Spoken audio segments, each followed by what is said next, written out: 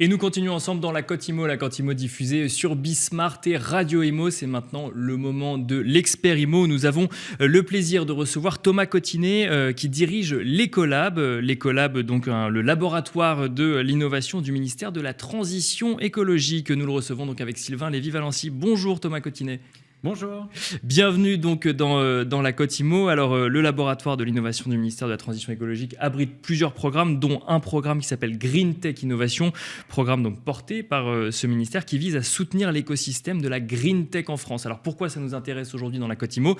Parce que ce programme labellise un certain nombre d'entreprises en lien avec la transition énergétique, 215 si je ne dis pas de bêtises à ce jour. Oui, tout à fait, ouais. 215, dont une trentaine en fait en ce qui concerne les bâtiments et une vingtaine, 20 exactement je crois, en ce qui concerne la transition énergétique. C'est ça qui va nous intéresser aujourd'hui, c'est comment l'innovation peut aider finalement le secteur de l'immobilier à faire sa mue énergétique. Alors question qui n'est pas provocatrice, mais peut-être que la réponse le sera, ou en tout cas les réactions le seront. La transition énergétique et écologique est clairement en cours dans le logement. C'était une des mesures phares du dernier gouvernement Macron. On n'a pas l'impression que les choses vont spécialement évoluer sur le nouveau gouvernement. Elles vont plus peut-être s'intensifier. On a un certain nombre d'acteurs de l'immobilier qui trouvent que ça va trop vite, que le calendrier va trop vite en matière de rénovation énergétique des bâtiments. Et d'un autre côté, le gouvernement qui considère que cela ne va pas forcément assez vite.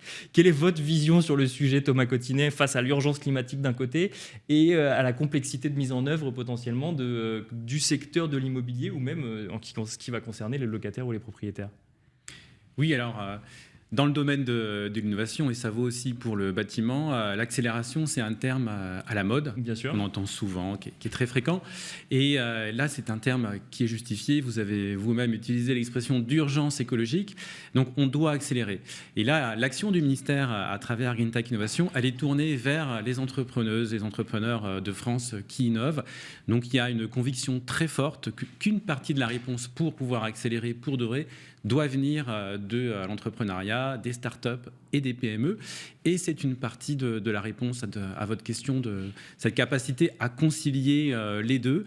Donc il y a encore des solutions à imaginer qui vont permettre de faire la mutation du secteur du bâtiment, mais aussi une évolution de comportement des consommateurs et des investisseurs en matière de logement.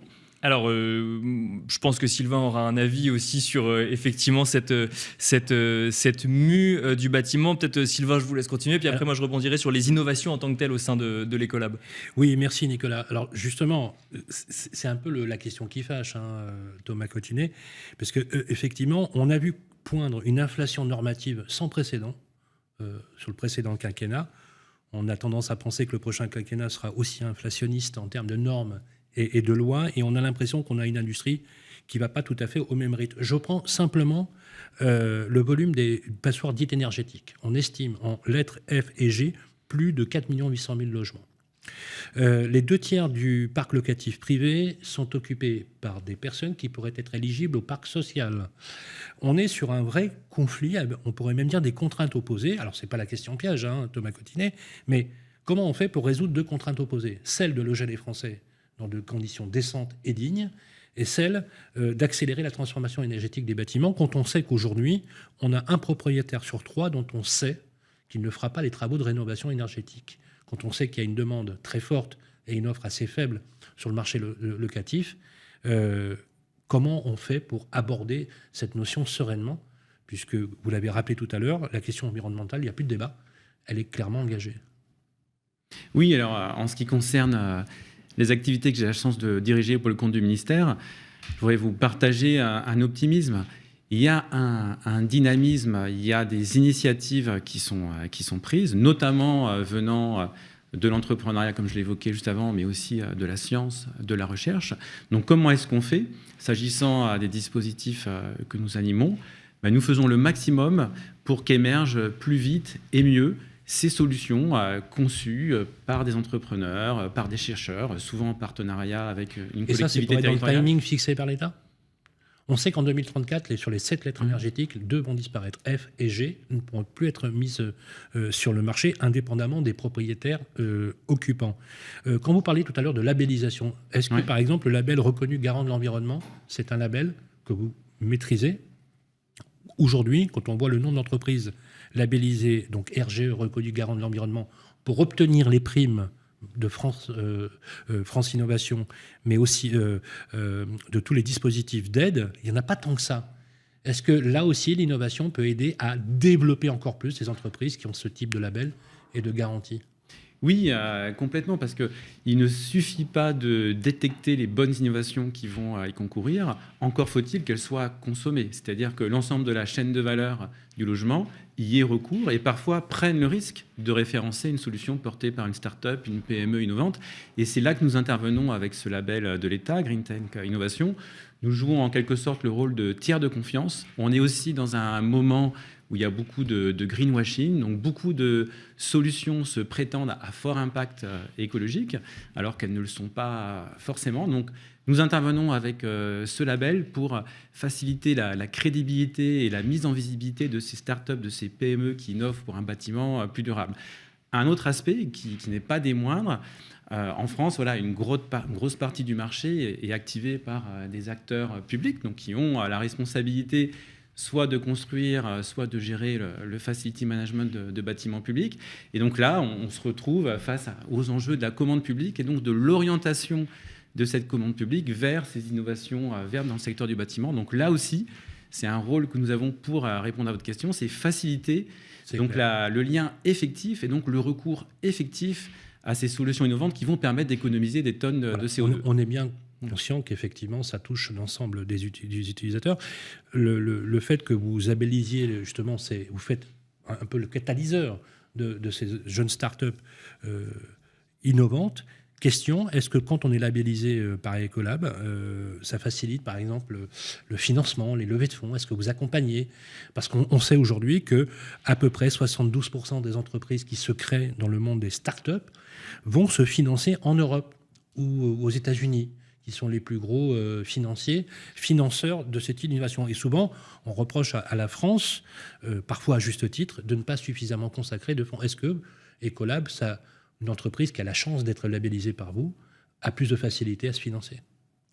Oui, alors le label qui est apporté par le ministère via GreenTech Innovation est un label qui se fait dans le cadre d'un partenariat avec la mission French Tech, avec BPI France, avec d'autres acteurs du financement. Donc on retrouve cette notion que j'évoquais tout à l'heure de tiers de confiance. Donc c'est plus simple pour être financé? Oui, donc nous organisons des pitchs investisseurs, donc des journées où nous convions par typologie de levée de fonds recherchée des startups, des PME et des investisseurs. Et que se passe-t-il? Même si un grand nombre d'initiatives de ce type existent déjà, le fait pour un investisseur de savoir que l'État a labellisé la PME en question, ça marche. C'est un sacré signal, parce que encore une fois, on a ce sujet du greenwashing. Un grand nombre d'entreprises, petites ou grandes, décrètent qu'elles ont un très fort impact écologique. C'est un peu nouveau. Il y a 2-3 ans, il suffisait pour une start-up de se créer, de dire qu'elle était innovante et verte, et elle attirait tout de suite. Désormais, il y a besoin de garantir la réalité de l'impact écologique. Justement, pour éviter ça, quelle est la méthodologie pour être labellisé par le programme GreenTech Innovation en matière de bâtiment? Qu'est-ce qui fait qu'on va avoir cette certification en disant on aide à la transition énergétique du secteur immobilier? Donc chaque année, les ministres lancent ce qu'on appelle un appel à manifestation d'intérêt. D'accord, donc c'est eux qui définissent la politique finalement à suivre sur l'année à venir en matière d'immobilier spécifiquement ou même de manière plus générale de transition énergétique? C'est beaucoup plus général parce qu'on retrouve tous les marchés de la transition écologique. Donc au mois d'octobre, pendant ce qu'on appelle le Meetup GreenTech, un événement où il y a plus de 3000 personnes qui réunissent l'ensemble des acteurs publics et privés des marchés de la transition écologique, on lance cet appel à manifestation d'intérêt. En général, il y a 200 à 300 entreprises qui candidatent. Et là, on sélectionne celles dont on va considérer qu'elles vont avoir un fort impact et aussi une originalité de cette sélection, qu'elles vont directement concourir aux politiques publiques de la transition écologique. C'est-à-dire qu'on utilise les critères classiques de sélection, de détection des startups et des PME innovantes sur le potentiel technologique, le profil des dirigeants, le modèle économique, mais on rajoute et on surpondère, on rajoute un critère de lien avec les politiques publiques de la transition écologique. Est-ce que vous pouvez nous donner quelques exemples un peu de ce qui est innovant aujourd'hui pour le secteur de l'immobilier? Vers quoi va le secteur de l'immobilier ou de la construction de bâtiments demain? Qu'est-ce qui va changer dans les années à venir? Alors je vais compléter, si vous voulez bien, la question de Nicolas. Vous avez 215, je crois, start-up labellisées, c'est bien ça, hein, 215. Voilà, donnez-nous la proportion de ceux qui travaillent dans le côté, on va dire, green tech, orienté construction logement. pour savoir. Et puis enfin, un truc qui va nous faire plaisir, c'est est-ce que la France a du talent en la matière? Oh, elle en a toujours un petit peu. Oui, alors sur la première question, alors déjà c'est 215 entreprises labellisées, mais c'est au total plus d'1 millier de startups qui sont accompagnées, parce qu'on accompagne aussi les startups qu'on ne labellise pas. Voilà, sur ces 215 qu'on a labellisées... Pourquoi vous les labellisez? Pourquoi vous les accompagnez, mais vous les Oui, en fait, on a une une position d'animation de l'écosystème français. On fait tout pour démultiplier des collaborations qui, sinon, n'auraient pas lieu. Par exemple, entre des collectivités territoriales et des startups, des PME qui peuvent leur apporter une solution sur le champ du bâtiment et sur d'autres champs. Et donc ça, c'est un travail qui doit se faire en continu et qui n'est pas réservé aux startups labellisées. Donc sur ces 215 startups, en gros, une cinquantaine concerne le secteur du bâtiment, de la ville durable et de l'énergie. Une trentaine sont vraiment des pure players du bâtiment et une vingtaine sont sur les enjeux de pilotage énergétique qui servent beaucoup au bâtiment. Et enfin, votre question, la France a-t-elle du talent? Ben oui, elle a énormément de talent. On a des acteurs académiques d'excellence qui sont reconnus dans le monde entier. Donc, on sait produire de la science. Maintenant, on parle de deep tech. Donc, on a une capacité de rupture dont le secteur du bâtiment doit profiter. On a des grands leaders industriels qui ont montré aussi qu'il était possible de faire émerger des champions. Ce qu'on souhaite maintenant, c'est voir beaucoup plus de startups et de PME se développer vite et bien. Et ça, on estime qu'on a tout pour y arriver. Ce sera le mot de la fin de votre interview, Thomas Cotinet. On va maintenant passer au chiffre du jour et vous restez avec nous. Alors, le chiffre de jour qui va s'afficher, c'est 40 à 80 milliards d'euros. C'est la fourchette estimée pour mener à bien la rénovation énergétique d'1,2 million de logements HLM d'ici 2034 pour respecter la nouvelle loi climat. Face à ce mur, les bailleurs sociaux tirent la sonnette d'alarme. Il leur sera impossible, disent-ils, de financer ces rénovations uniquement par la dette. La Fédération des offices publics de l'habitat réclame un MaPrimeRénov' HLM, un quoi qu'il en coûte climatique, selon Emmanuelle Cos, la présidente du mouvement HLM, qui estime l'enveloppe annuelle nécessaire à 2 milliards d'euros pour la rénovation du parc social. Objectif, ne pas faire porter aux locataires le coût colossal de ces travaux. On est toujours dans le même sujet, même si là on est dans la spécificité des HLM. Merci beaucoup Thomas Cotinet. Je rappelle que vous dirigez l'Écolab, donc au sein du ministère de la Transition écologique. Sylvain, c'est la fin de cette émission. On se retrouve demain et on parlera tendance. Et oui, on a des tendances dans l'immobilier. On peut parler on a du goût. Et ce n'est pas uniquement les agents immobiliers qui vous en parleront, mais tout l'écosystème. On se retrouvera demain à partir de 12h. Merci Nicolas, merci à tous et à demain.